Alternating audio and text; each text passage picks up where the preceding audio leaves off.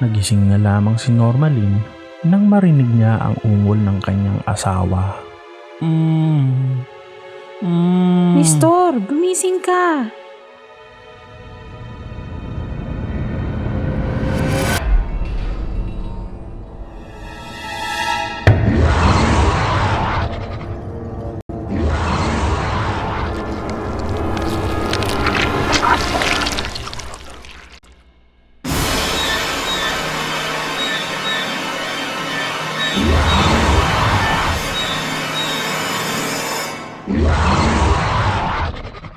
Bitawan mo ang anak ko!